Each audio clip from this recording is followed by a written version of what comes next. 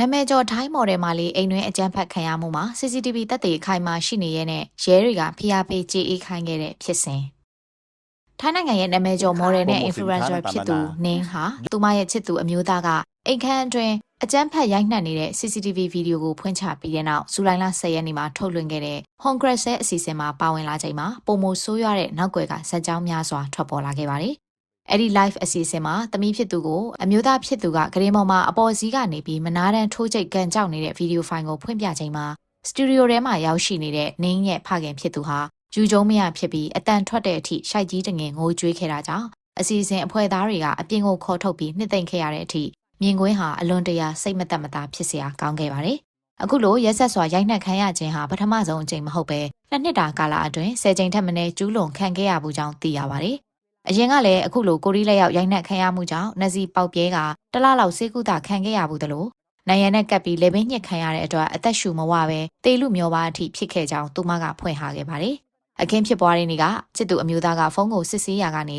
စုံဂရန်ကာလာကလက်ခံရရှိထားတဲ့ဗီဒီယိုကိုတွေ့ပြီးတဝင်းတို့ကတနာရီနီးပါးလောက်မျက်နှာကိုထိုးကျိတ်ကန်ကြောက်ခဲ့တာဖြစ်ပါတယ်။အရင်ကအကြမ်းဖက်ခံရတိုင်းတသက်မရှိတဲ့အတွက်စကားများရန်ဖြစ်တိုင်းမိမိဘာပြောခဲ့တယ်ဆိုတာကိုပြန်လည်မှတ်မိစေဖို့ဆိုပြီးသူမကိုယ်တိုင်လျှို့ဝှက်တက်ဆင်ထားတဲ့ CCTV ကနေတဆင့်အခုလိုမျိုးသက်သေအခိုင်အမာရရှိခဲ့တာဖြစ်ပါတယ်။ဒါပေမဲ့တလင်းချန်ရဲစခန်းကိုတွားရောက်အမှုဖွင့်ချိန်မှာတော့အခြေအနေတွေကပြောင်းပြန်ဖြစ်သွားခဲ့ပါတယ်။ရဲစခန်းမှာအမှုဖွင့်မှုစ조사စဉ်မှာရဲတပ်ဖွဲ့ဝင်တွေကနင့်နာသူကိုကာကွယ်ပေးရမယ်အစားအမှုကိုကြေအေးဖို့အမျိုးမျိုးခြောက်လန့်ဖိအားပေးခဲ့ကြပါတယ်။ရဲတပ်ဖွဲ့ကချစ်သူအမျိုးသားရဲ့ဖခင်ဖြစ်သူထံကနေရော်ချင်းငွေဘတ်9000ယူလိုက်ဖို့နဲ့တကယ်လို့လက်မခံမဲ့တရားစွဲဆိုမယ်ဆိုရင်တရားရုံးမှာဘတ်9000သာရရှိနိုင်ခြေရှိပြီးတစ်ဖက်လူကဥပဒေနားလဲတဲ့အတွက်အမှုရှုံးနိုင်ကြောင်းလဲချိန်ချောက်ပြောဆိုခဲ့ကြပါတယ်။ဒါပြင်ဖခင်ဖြစ်သူမသိစေဖို့နဲ့ဘန်က face scan ဖတ်တာကိုရှောင်လွှဲနိုင်မှုအမှန်တကယ်ရော်ကြီးဘတ်9000ခွဲကိုပေးပေမယ်။နေ့စဉ်မှတ်တမ်းမှာတော့49,999ဘတ်လို့သာလိမ့်လဲရေးသွင်းပြီးတရားမကြောင်းနဲ့ပြစ်မှုကြောင်းအရာပါဆက်လက်အရေးမယူတော့ပါလို့ကြေအေးလွှာကိုအတင်းအကျပ်လက်မှတ်ရေးထိုးစေခဲ့ပါတယ်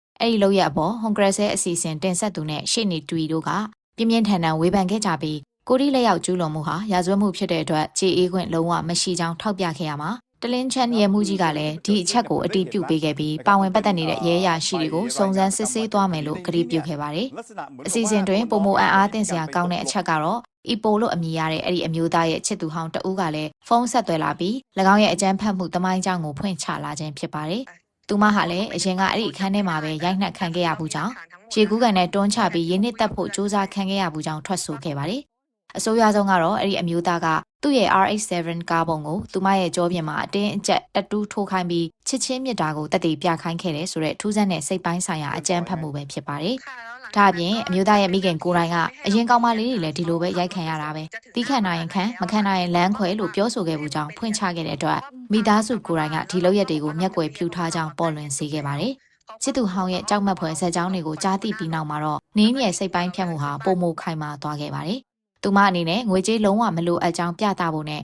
ဖိအားပေးခံရမှုကြောင့်ယူခဲ့ရတဲ့ရော်ချင်းငွေဘတ်9000ခွဲကိုပြန်လည်ပေးအပ်သွားမှာဖြစ်ပြီးသူမကိုယ်တိုင်အတွက်သာမကချစ်သူဟောင်းဖြစ်သူအတွက်ပါဥပဒေအရအဆုံးထိဆက်လက်တိုက်ပွဲဝင်သွားမှာဖြစ်ကြောင်းပြပြသားသားကြေညာလိုက်ပြီးဖြစ်ပါတယ်။အခုခါမှာတော့အဲ့ဒီဖြစ်ရကြောင့်နင်နာသူနင်းနဲ့တကွဖခင်ဖြစ်သူအပါအဝင်မိသားစုဝင်တွေရဲ့နာကျင်ခံစားရမှုတွေအပေါ်ပြည်သက်အများပြားကအထူးစိတ်မကောင်းဖြစ်ပြီးအားပေးစကားတွေဝိုင်းဝန်းပြောကြလျက်ရှိနေကြပါတယ်။သမီးဖြစ်သူရဲ့အဖြစ်အပျက်ကိုကြည့်ပြီးယူကျုံမရဖြစ်ခဲ့ရတဲ့မိဘတအူးရဲ့ရင်ခွဲနာကြမှုနဲ့အတူဒီအမှုအခင်းဟာမှန်ကန်တဲ့အချက်လက်တွေနဲ့အညီတရားဥပဒေရဲ့အဆုံးဖြတ်ကိုမလွဲမသွေရရှိလိမ့်မယ်လို့လူအများကမျှော်လင့်စောင့်ကြည့်လျက်ရှိနေကြပါတယ်ရှင်။